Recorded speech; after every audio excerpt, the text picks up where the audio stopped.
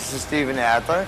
I'm the original drummer with Guns N' Roses, and I'm here in Canada this afternoon. And right off the bat, thank you for having me in your country. It's wonderful.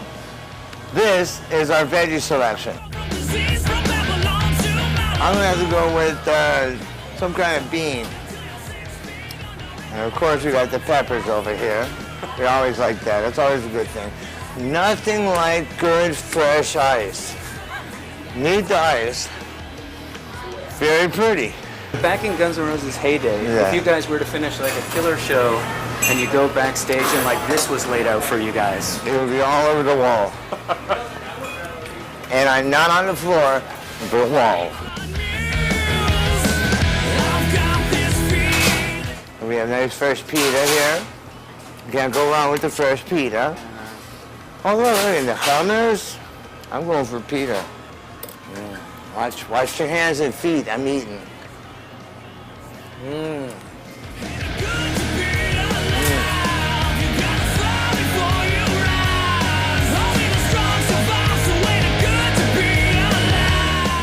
I wear my heart on my sleeve with this book. I'm here to show all the underdogs that you can survive and you can succeed. It was very traumatic. And I had to learn basically how to talk again. You know, I was basically went right back to kindergarten to learn to speak, to pronounce letters and words. Anything I had to do. I was very lucky that I didn't lose it with the arms and the hands and the feet and the coordination. So you can't, abuse yourself the way I did and nothing bad happened to you. I'm lucky. It was actually lucky. It wasn't worse. You know, my appetite for destruction. My goal wasn't to bash anybody, put anybody down. I'm very thankful. I love all the people that have been a part of my life, except for, of course, there were a few. You know, the child abuse wasn't one of the better, stories, but it's what happened and what, I needed to get out of my system. I thought if I said those words out loud, to another person, that I would feel worse. But I talked to, a person who understood, and people who could relate, and it was like the biggest weight lifted off my shoulders. Just to get it out, it helped me. It might sound crazy, but saying it, getting it out of my system, helped me be able to move on with my life. I lived with it for 30 years, and I beat myself up over it. Yeah. And even with the band, I beat myself up for 20 years, blaming them for letting me down, and when really they didn't let me down, I let them down. Right. I'm the one who got so messed up that I couldn't play properly, that I wasn't there all the time.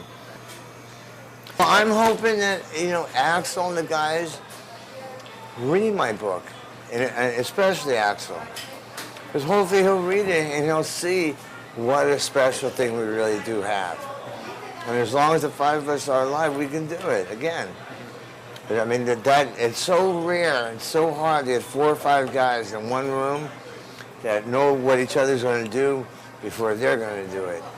And all have the same goal and the same drive. It's really hard. There's millions of guitar players and drummers and bass players, and it's hard to get the right combination together. I want to finish what I started with those guys more than anything.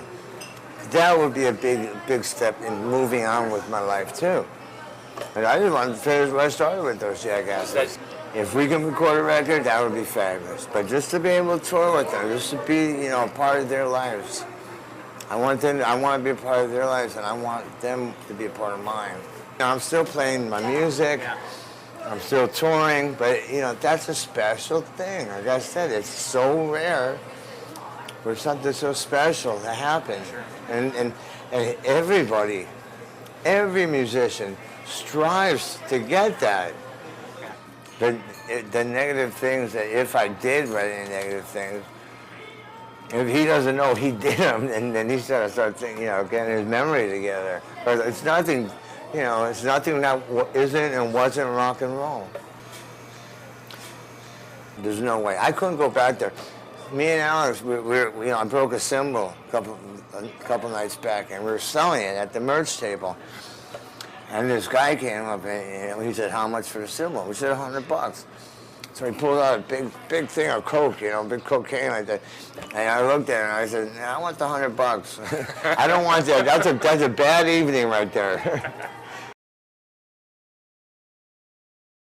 My goal was, I said, make that bass drum sound like a cannon and a snare like a machine gun. That's what I told Mike Queen. All the rhythm tracks for the songs were done in 6 days. It was just magic. I mean, like Sweet Child of Mine, one take. And you could hear, like when it goes, "Where do we go?" that part, and do little rim shots. If you listen, each one sounds different. They go clank, clank, clank, clank. I remember sitting there, I just going, nope, nope, nope, nope. There we go. That and in Rocket Queen, the boom, boom, ta. Yeah.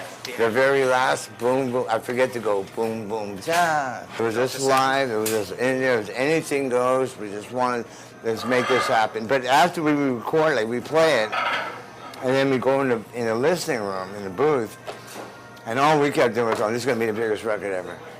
It's going to be the biggest record ever." So we never doubted it. I always believed in ourselves and believed in our music. We're on a 55-city tour. We'd like to do a video for our new song, "It's Good to Be Alive," which you can hear. If you buy the book, you get a free download.